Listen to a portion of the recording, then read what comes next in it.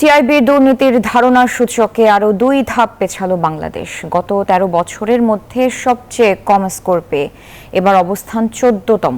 মঙ্গলবার সকালে রাজধানীর মাইডাস সেন্টারে এই সূচক প্রকাশ করা হয়। দুর্নীতি বিরোধী সংস্থাটি বলছে, বাংলাদেশ দুর্নীতিতে নিয়ন্ত্রণ হারাতে বসেছে। বার্লিন ভিত্তিক আন্তর্জাতিক দুর্নীতি বিরোধী সংস্থা ট্রান্সপারেন্সি ইন্টারন্যাশনাল প্রকাশিত দুর্নীতির ধারণা সূচক 2024 তুলে ধরতে এই সংবাদ সম্মেলন। উপস্থিত ছিলেন টিআইবির নির্বাহী পরিচালক ডক্টর ইফতেখারুজ্জামান। বলেন, দুর্নীতিতে বাংলাদেশের অবস্থান আরও অবনতির কথা।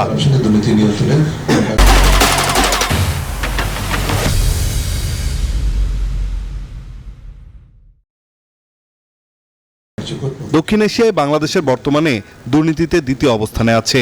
গত 13 বছরে বাংলাদেশের অবস্থান আরো খারাপ হয়েছে। পাবলিক সেক্টর করাপশন অর্থাৎ সরকারি খাতে দুর্নীতি নিয়ন্ত্রণের কোনো কার্যকর, বিশেষ করে হাই লেভেল করাপশনে দুর্নীতি নিয়ন্ত্রণের কোনো কার্যকর পদক্ষেপ আমরা দেখতে পারিনি।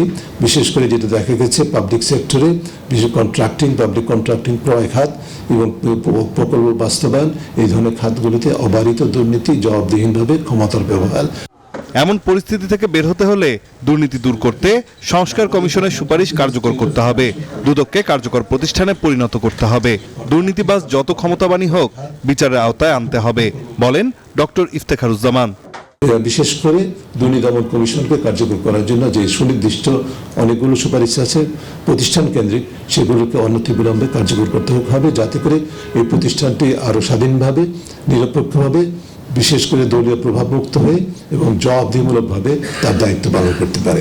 তার জন্য সুনির্দিষ্ট সুপারিশ পদ্ধতি নির্ধারণ করা আছে, সেগুলোকে এখন বাস্তবায়নের। টিআইবির নির্বাহী পরিচালক বলেন, রাজনৈতিক ও আমলাতান্ত্রিক সংস্কৃতিতে কার্যকর সংস্কার করতে হবে, না হলে কোনো লাভই হবে না। নাইন আলচিকো, নিউজ 24, ঢাকা।